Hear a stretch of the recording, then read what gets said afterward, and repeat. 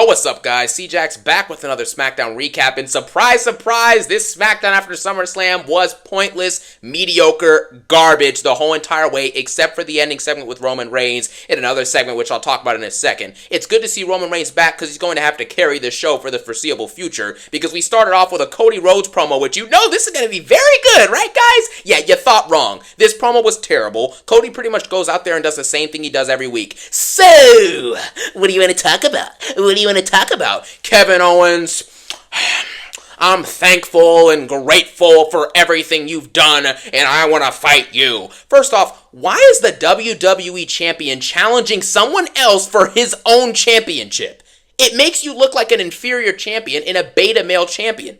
It's embarrassing. Cody Rhodes is pretty much just an inferior champion who plays second fiddle to everyone who he's in a feud with. In the feud with Logan Paul had better promos. In the feud with AJ Styles had better promos. In the feuds with Roman Reigns and The Rock, he had worse promos than The Rock and Roman Reigns by a country mile. Even in his feuds with Seth Rollins when he came to the WWE, Seth Rollins had better promos. He is not interesting, therefore he comes out and cuts a boring promo, and now we're getting a squash match at Bash in Berlin where Kevin Owens is probably going to lose in about 10 to 15 minutes. You know what I'm saying? And Kevin Owens cuts way better promos than Cody Rhodes and is probably a better wrestler, quite frankly, in terms of in-ring stuff, because Kevin Owens cuts a great backstage promo with Nick Aldis, tonight. It was really good. If you watch it, you know what I mean. He's basically complaining about how Roman shouldn't get a shot and how KO should get it. He shouldn't deserve a shot, but he's going to get one anyways, right? And it was just a rant basically about everything that's happened the last couple years in WWE with him and the Bloodline. It was a really, really good segment. But that just proves to show you Cody Rhodes is not even as talented as Kevin Owens, who's pretty much been a mid-carder, like an Intercontinental Championship level competitor for the last 8 years. And Cody Rhodes isn't even better than him. You know what I'm saying? So this is just a joke. Then the Street Profits fight up against Theory and Waller. I don't really remember anything that happened in this match except for the Street Profits getting great reactions from the crowd, as they should. Montez Ford and Dawkins are great wrestlers, and honestly, they deserve this. I really hope that they fight the Bloodline for the tag titles and potentially win it, honestly. I don't really care, right? If DIY can lose it in 3 weeks, why can't the Bloodline? Even though we know the Bloodline's not going to lose them because it's the Bloodline. You know what I'm saying? They're not going to lose anything unless they're losing to another Bloodline member or to a super babyface in the company. So that was that. Tiffany and Chelsea Green get a backstage segment, which is the same stuff it usually is. Chelsea Green, I had a Tiffany epiphany. I'm Tiffany Stratton. I have the money in the bank. I'm Chelsea Green. It's the same stuff every single week with these two. It's the same stuff. They have the same personalities, and they cut the same promos. So what am I supposed to say about this, right? And they said that Nia Jax was coming out to do a championship celebration, and Nia Jax's segment pretty much just got axed and cut from this Smackdown episode and is getting pushed to next week in Orlando. What is the point of that? Why did that segment get taken off, and why did it happen? Nobody knows, and nobody said anything. Corey Graves is sitting there, and he's just saying, yeah, Nia Jax is next, and then nothing happens. You know what I'm saying? It's stupid. So then you get to Jade and Bianca. Jade Cargill had a match with, I don't even remember, man. One of the people with the fire and the Scottish and the redhead, and the other one is the redhead, and whatever, man. I don't even care about this, to be honest. This match sucked. It was pointless. It was pretty much a botch fest. And then at the end of the match, you had Jade Cargill get attacked from behind, and then Bled Davenport comes out there, and she gets in on the mix, and then Naomi comes back looking like, I don't even know anymore, man. She pretty much just looks like freaking Vegeta from Fortnite and from anime. I don't even watch anime, but, the Vegetas, the dude with the big hair and all that, I don't even know, man. They all look the same. He looks like Goku, right? She comes out there and attacks, and, I guess we're getting the return of the big three, quote-unquote big three, because no one really cares about these three together right now. And quite frankly, Bianca and Jade have lost all of their aura, right? Because they don't do anything anymore. They come out and do these weird tag team matches, these 3v3s, and honestly, no one really cares. At least I don't care, right? Why are Bianca Belair and Jade Cargill not in the main event? You know what I'm saying? Why are they not fighting for the WWE championships and whatnot? It just doesn't make any sense, right? So I'm just really sick of that, man, and they're honestly doing nothing. Then you had LA Knight. He comes out, cuts a promo after getting champ. He has a brand new theme song, which I need to listen to again because it didn't sound right when I first heard it, but it's pretty much the same thing as his old theme, but just a little bit more guitar in there, I guess. I don't even know, man, whatever. And then he pretty much cuts a pretty solid promo talking about what he did at SummerSlam and what he plans to do in the future. He's like, I'm going to hit it and quit it and move on to the next. Yeah. LA Knight's always going to cut at least a solid promo, right? We can count on him for that, which is great. It's great to see him with the title. He earned it. But we're going to get him versus Santos Escobar for the United States Championship at Bash in Berlin, most likely. And I'm here to tell you that this is disgusting. LA Knight's first defense should have been against Andrade, Carmelo Hayes, or even Shinsuke Nakamura, honestly, at this point. Anybody but Santos. Not that Santos is a bum, but, he's pretty garbage. And Legado del Fantasma is pretty trash as well. But, I don't know, man. I this is the point what I'm talking about, right?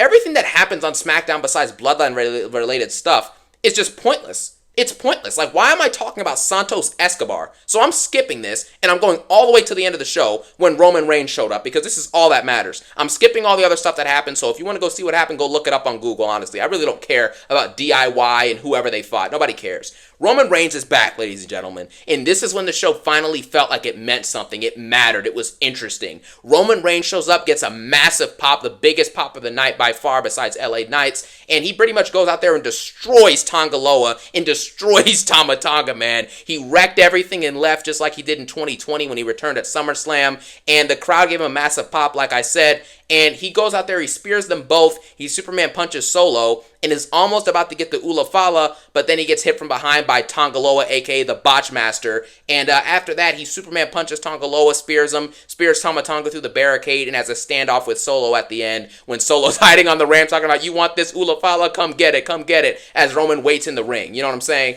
So, overall, the ending of SmackDown is ambiguous, right? Because we don't really know what's going to happen next with Roman Reigns and, with the bloodline and with this whole entire story. And I think that's how they're leaving it, because that's what Triple H does. It takes 15 months to get into a story. So at the end of the day, it's expected for something like this to happen, but I'm just really happy that Roman Reigns is back. You can tell his aura is as powerful as it's ever been, arguably, and I just think that, having him come back and beat the crap out of the new bloodline really sends a message, because now it makes it seem like, yeah, you're going to need Jacob Fatu, and you may need someone else as well to handle this Roman Reigns. You know what I'm saying? And I think that's really, really important to establish Roman Reigns as looking strong in his first week back. But I'm still left confused, not necessarily confused, but just unsure of what's going to happen next in terms of what's going to happen with Roman Reigns and the Bloodline story. I don't know when Paul Heyman will come back. I don't know when Jimmy will come back. I don't know if Sami and Jay will get involved in this story. But whatever they do next, I just hope they handle it with care. I trust Triple H when it comes to these longer stories because there's always a big payoff. But I don't think every story needs to be 5 months. I think Roman Reigns and Solo should build to a match that happens at Bad Blood, which obviously, it says it in the name, Bad Blood. It's when, people with bad blood are going to fight each other. So I think Roman Reigns should either fight Jacob Fatu, because he's the enforcer, or, and that match would also be epic, first of all. I think that's why Jacob Fatu, I don't think he's actually hurt. I just think they're keeping him off the show for a week or two, because eventually he'll come back and beat the crap out of Roman along with the other Bloodline members, and it'll be too much for him to overcome, and then that's when you get Jimmy and Paul and, potentially Jay and all those other people. You know what I'm saying? So I think that's what's going to happen with that. But either way, if Roman fights Jacob Fatu first and then Solo at Survivor Series, or it's a team versus team thing with, Roman, Jay, Jimmy, and Sammy versus Solo, Jacob, Tama, and Tonga, that would work. I'm really excited for that match. But the fact that we have to wait 3 months potentially for that to happen, you get what I'm saying? I just really hope that Roman and Solo have some type of program at a PLE leading up to Survivor Series. I don't want to see a thing where Roman Reigns just came back at SummerSlam in an epic moment and then gets another epic pop and epic moment tonight, and then we don't see him wrestle for 2 months.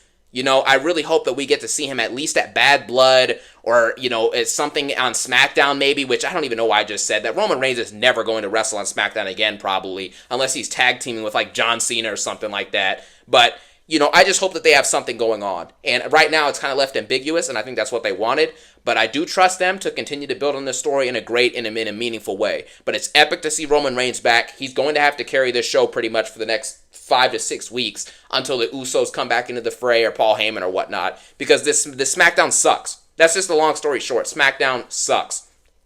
Cody Rhodes, every week is the same thing. Mid-promo, if he actually happens to wrestle, the match is 4 minutes, or it's just a mid-match in general, like the one with Carmelo Hayes where he dang near broke his shoulder. And then you have mid-women's matches, and you don't even show your women's champion. They barely showed Bayley when she won the championship, and now they're barely showing... They didn't even show Nia Jax.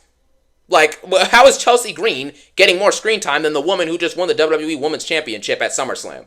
That alone just explains how stupid the booking is for SmackDown now. So, pretty much... Bad episode. Roman Reigns is back, though, so it definitely made the last 15 minutes of the show very cool and very entertaining and great. I'm glad he's back, and they're going to ease him back in. They made him look strong on his first day back, but things have to pick up, guys. SmackDown has to improve, because this Bloodline story, trust me, the next 2 or 3 months of this Bloodline story, leading up to The Rock eventually coming back, probably at Survivor Series or the Rumble, is going to be peak. It's going to be incredible. We already know this story's going to amp up and become amazing again. But it's a question is this, what about everything else? What about Cody Rhodes' title reign? What about Nia Jax? What about LA Knight's feuds with these opponents like Santos Escobar? You know what I'm saying? Everything else has to start picking up or this show's going to continue to suck. Roman Reigns is the only great thing on this show, and it's going to remain to be like that. Him and LA Knight are the only good things on this show, and it's going to remain to be like that for the foreseeable future until something changes. So that's what I thought about this episode of SmackDown. I hope you guys enjoyed. If you enjoy that garbage, good for you, honestly. And let me know what you thought about the episode in the comment section below. And as always, I hope you guys have a phenomenal day. Peace out.